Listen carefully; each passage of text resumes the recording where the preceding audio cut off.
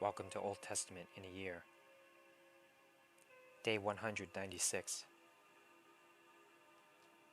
2 Chronicles 25. Amaziah was 25 years old when he became king, and he reigned in Jerusalem 29 years.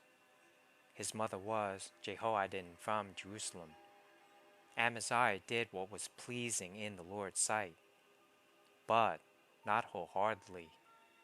When Amaziah was well established as king, he executed the officials who had assassinated his father. However, he did not kill the children of the assassins, for he obeyed the command of the Lord, as written by Moses in the book of the law. Parents must not be put to death for the sins of their children, nor children for the sins of their parents. Those deserving to die must be put to death for their own crimes. Then Amaziah organized the army, assigning generals and captains for all Judah and Benjamin. He took a census and found that he had an army of 300,000 select troops, 20 years old and older, all trained in the use of spear and shield. He also paid about 7,500 pounds of silver to hire 100,000 experienced fighting men from Israel. But a man of God came to him and said, "Your Majesty, do not hire troops from Israel, for the Lord is not with Israel. He will not help those people of Ephraim. If you let them go with your troops into battle, you will be defeated by the enemy, no matter how well you fight. God will overthrow you, for he has the power to help you or to trip you up." Amaziah asked the man of God, "But what about all that silver I paid to hire the army of Israel?" The man of God replied, "The Lord is able to give you much more than this." So Amaziah discharged the hired troops and sent them back to Ephraim. This made them very angry with Judah, and they returned home in a great rage. Then Amaziah summoned his courage and led his army to the Valley of Salt, where they killed 10,000 Edomite troops from Seir. They captured another 10,000 and took them to the top of a cliff and threw them off, dashing them to pieces on the rocks below. Meanwhile, the hired troops that Amaziah had sent home raided several of the towns of Judah between Samaria and Beth-horon. They killed 3,000 people and carried off great quantities of plunder. When King Amaziah returned from slaughtering the Edomites, he brought with him idols taken from the people of Seir. He set them up as his own gods, bowed down in front of them, and offered sacrifices to them. This made the Lord very angry, and he sent a prophet to ask, "Why do you turn to gods who could not even save their own people from you?" But the king interrupted him and said, "Since when have I made you the king's counselor? Be quiet now, before I have you killed." So the prophet stopped with this warning, "I know that God has determined to destroy you because you have done this and have refused to accept my counsel." After consulting with his advisors, King Amaziah of Judah sent this challenge to Israel's king Jehoash, the son of Jehoahaz and grandson of Jehu. Come and meet me in battle.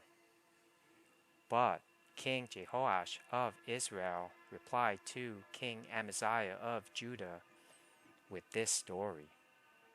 Out in the Lebanon mountains, a thistle sent a message to a mighty cedar tree. Give your daughter in marriage to my son. But just then, a wild animal of Lebanon came by and stepped on the thistle, crushing it. You are saying, I have defeated Edom, and you are very proud of it. But my advice is to stay at home. Why stir up trouble that will only bring disaster on you and the people of Judah? But Amaziah refused to listen, for God was determined to destroy him for turning to the gods of Edom. So King Jehoash of Israel mobilized his army against King Amaziah of Judah. The two armies drew up their battle lines at Beth Shemesh in Judah. Judah was routed by the army of Israel, and its army scattered and fled for home. King Jehoash of Israel captured Judah's king Amaziah, son of Joash and grandson of Ahaziah, at Beth Shemesh. Then he brought him to Jerusalem, where he demolished 600 feet of Jerusalem's wall, from the Ephraim gate to the corner gate. He carried off all the gold and silver and all the articles from the temple of God that had been in the care of Obed-Edom. He also seized the treasures of the royal palace, along with hostages, and then returned to Samaria. King Amaziah of Judah lived for 15 years after the death of King Jehoash of Israel. The rest of the events in Amaziah's reign, from beginning to end, are recorded in the book of the kings of Judah and Israel. After Amaziah turned away from the Lord, there was a conspiracy against his life in Jerusalem, and he fled to Lachish. But his enemies sent assassins after him, and they killed him there. They brought his body back on a horse, and he was buried with his ancestors in the city of David. 2 Chronicles 26. All the people of Judah had crowned Amaziah's 16-year-old son, Uzziah, as king in place of his father. After his father's death, Uzziah rebuilt the town of Elath and restored it to Judah. Uzziah was 16 years old when he became king, and he reigned in Jerusalem 52 years. His mother was Jechaliah from Jerusalem. He did what was pleasing in the Lord's sight, just as his father Amaziah had done. Uzziah sought God during the days of Zechariah, who taught him to fear God. And as long as the king sought guidance from the Lord, God gave him success. Uzziah declared war on the Philistines and broke down the walls of Gath, Jabneh, and Ashdod. Then he built new towns in the Ashdod area and in other parts of Philistia. God helped him in his wars against the Philistines, his battles with the Arabs of Gur, and his wars with the Mennonites. the Mennonites paid annual tribute to him, and his fame spread even to Egypt, for he had become very powerful. Uzziah built fortified towers in Jerusalem at the corner gate, at the valley gate, and at the angle in the wall.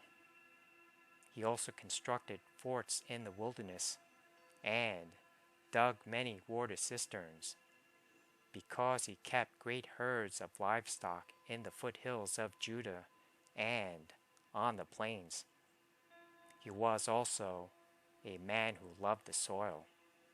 He had many workers who cared for his farms and vineyards, both on the hillsides and in the fertile valleys. Uzziah had an army of well-trained warriors, ready to march into battle, unit by unit. This army had been mustered and organized by Jael, the secretary of the army, and his assistant Maaseiah. They were under the direction of Hananiah, one of the king's officials. These regiments of mighty warriors were commanded by 2,600 clan leaders. The army consisted of 307,500 men, all elite troops. They were prepared to assist the king against any enemy. Uzziah provided the entire army with shields, spears, helmets, coats of mail, bows, and sling stones. And he built structures on the walls of Jerusalem, designed by experts to protect those who shot arrows and hurled large stones from the towers and the corners of the wall.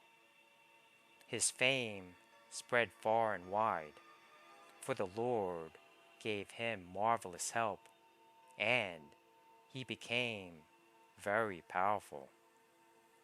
But when he had become powerful, he also became proud, which led to his downfall. He sinned against the Lord his God by entering the sanctuary of the Lord's temple and personally burning incense on the incense altar. Azariah the high priest went in after him with 80 other priests of the Lord, all brave men. They confronted King Uzziah and said, "It is not for you, Uzziah, to burn the incense to the Lord. That is the work of the priest alone, the descendants of Aaron who are set apart for this work. Get out of the sanctuary, for you have sinned. The Lord God will not honor you for this." Uzziah, who was holding an incense burner, became furious. But as he was standing there raging at the priests before the incense altar in the Lord's temple, leprosy suddenly broke out on his forehead. When Azariah the high priest and all the other priests saw the leprosy, they rushed him out, and the king himself was eager to get out, because the Lord had struck him. So King Uzziah had leprosy until the day he died. He lived in isolation in a separate house, for he was excluded from the temple of the Lord. His son Jotham was put in charge of the royal palace, and he governed the people of the land. The rest of the events of Uzziah's reign, from beginning to end, are recorded by the prophet Isaiah, son of Amoz. When Uzziah died, he was buried with his ancestors. His grave was in a nearby burial field belonging to the kings, for the people said he had leprosy. And his son Jotham became the next king. 2 Chronicles 27. Jotham was 25 years old when he became king, and he reigned in Jerusalem 16 years. His mother was Jerusha, the daughter of Zadok. Jotham did what was pleasing in the Lord's sight. He did everything his father Uzziah had done, except that Jotham did not sin by entering the temple of the Lord. But the people continued in their corrupt ways. Jotham rebuilt the upper gate of the temple of the Lord. He also did extensive rebuilding on the wall at the hill of Ophel. He built towns in the hill country of Judah and constructed fortresses and towers in the wooded areas. Jotham went to war against the Ammonites and conquered them. Over the next 3 years, he received from them an annual tribute of 7,500 pounds of silver, 50,000 bushels of wheat, and 50,000 bushels of barley. King Jotham became powerful because he was careful to live in obedience to the Lord his God. The rest of the events of Jotham's reign, including all his wars and other activities, are recorded in the book of the kings of Israel and Judah. He was 25 years old when he became king, and he reigned in Jerusalem 16 years. When Jotham died, he was buried in the city of David, and his son Ahaz became the next king.